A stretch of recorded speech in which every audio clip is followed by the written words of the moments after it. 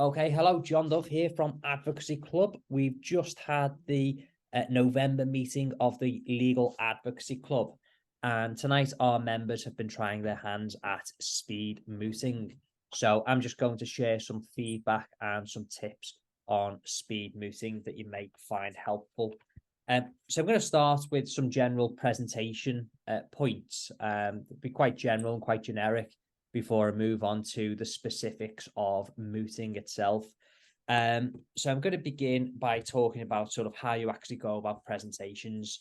So first things first is that with a moot, we're back to things generally tending to be in person. Now, so hopefully when you're doing mooting, normally you'll be in an actual live moot room. So in that situation, you might find that you are some distance away from the judge. If that's the case, when you're performing, when you're doing your advocacy, make sure that your voice is loud enough such that the judge can hear you without sort of having to lean forwards or really strain. So first things first, make sure you've got a nice, clear, loud voice. The second thing is pace. And I talk about this probably every single session. But the reason I talk about it is because it's so important. If you race at 5 million miles an hour when you're talking, it's very difficult for your judge, your tribunal to pick up what you're saying, particularly if you're in a moot whereby the judges are marking you and they need to take notes. And they need to take note of what you're saying, the points that you're making, the cases you're citing, etc. So make sure that you speak at a nice, slow pace. Watch the judge's pen and make sure that they can keep up. So as a general rule, 100, 120 words per minute is roughly about right. The other thing as well is you don't want the judge to fall asleep. So you can, of course, vary your pitch and pace throughout. It doesn't have to be a sort of solid, boring, monotone voice all the way throughout. So, of course, you can vary the pitch and pace.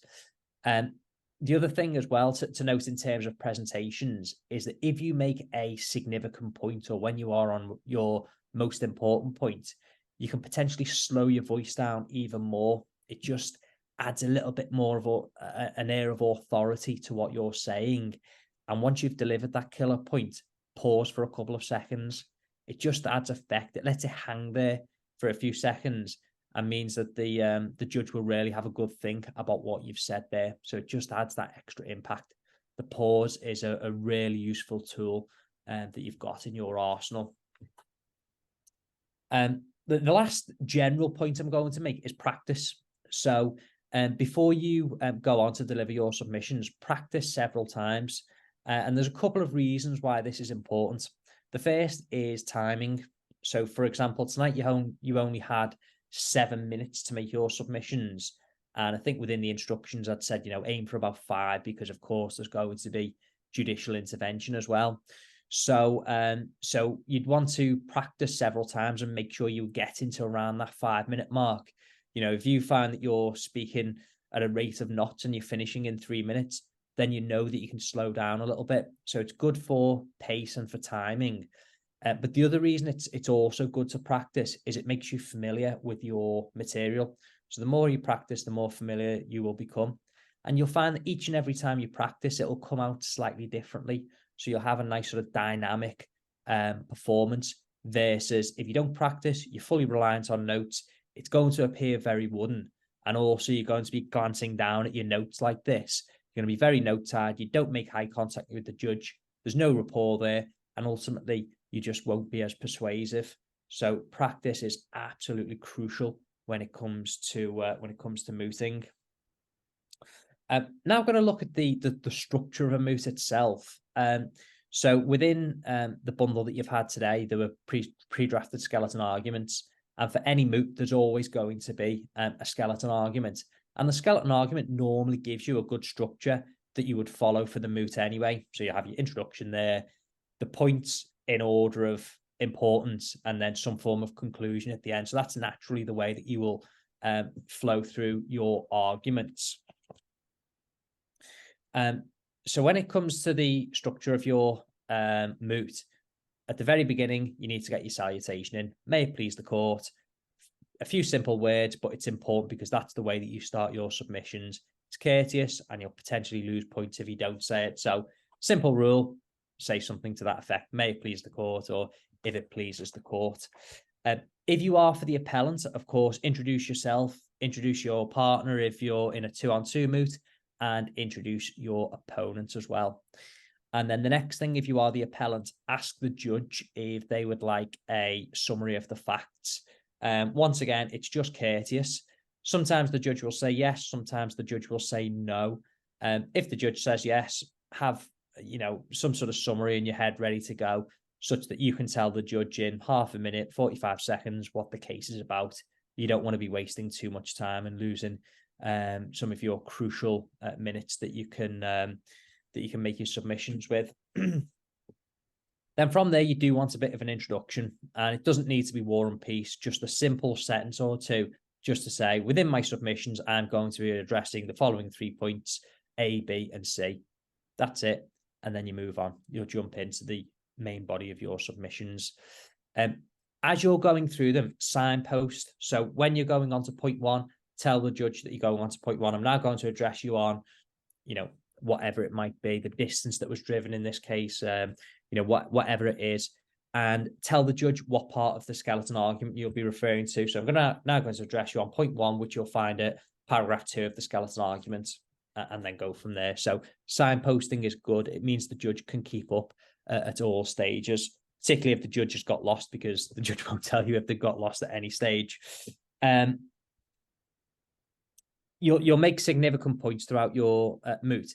Every time you make a point, you need to back it up with authority, either case law, legislation. If you're not backing up your points with authority, it's just opinion. It might as well be anybody making that point. So that's why everything you say needs to be backed up with authority. If you if there's something significant within a judgment and you're going to be citing, for example, a quote from a specific judge, do so. It adds certain weight to the point that you're going to make. What I will say on that, though, is that if you are going to be citing a specific sentence, maybe part of a paragraph, refer the judge to the specific part of the bundle where they can find that. So you'll say, I'm going to quote from Lord Smith in the case of X and Y, which you'll find at page 15 of the bundle, paragraph 4, starting with the word I. Let the judge find it. Wait for the judge to find it. When you know the judge has found that specific part, carry on, move on from there. Because if you carry on talking while the judge is still looking, they're not listening, and effectively you're just wasting your breath. The last thing I'm going to talk to you about is judicial intervention. So obviously most of you should have had some form of question by way of judicial intervention tonight. Judicial intervention can be the thing that wins or loses you a moot, because when you get to the highest levels of mooting, people are very close. It's very, very difficult for moot judges to distinguish between high-level mooters. And quite often the thing that can break the tie is how well an individual responds to judicial intervention, because that's not just looking at how somebody's analysed the problem in advance, how well they've drafted a speech, how well they've structured their submissions. This is looking at how well somebody can go off-piste and think critically when they're put in the spotlight, as it were. So you can probably guess, or take an educated guess, as to which questions are going to come at you by way of judicial intervention.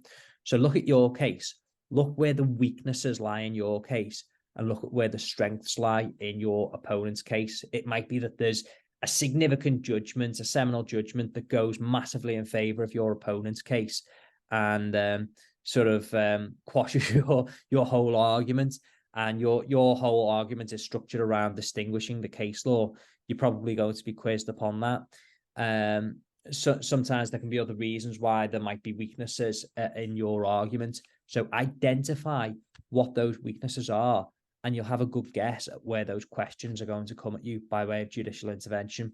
And that way you'll have some sort of answer already crafted in your head, so that when the question comes, you won't know the specific form of the question, but you can have a good guess as to where it's coming from. When that comes at you, you will be in a good position to answer the question. The other thing as well is, when the question does come by way of judicial intervention, don't feel the need to just rush in as soon as the judge stops speaking, to rush in and answer the question. Take a second to pause if you need to, have a quick sip of water, ask for the question to be rephrased if you need a few seconds to think, because, you know, the risk is if you jump in too quickly, you'll give an answer and you might have thought, oh, do you know what? There was a better answer than that. And if you're halfway through it, it's difficult to change tact at that point. So, you know, don't feel the need to rush. Take a second or two to have a little think beforehand. And then, of course, when you come to the end of your submissions, you want to wrap everything up in a nice bow, just to remind the court what you're asking them for. So in light of my submissions, I'd ask you to grant the appeal or not grant the appeal, whichever side you're on.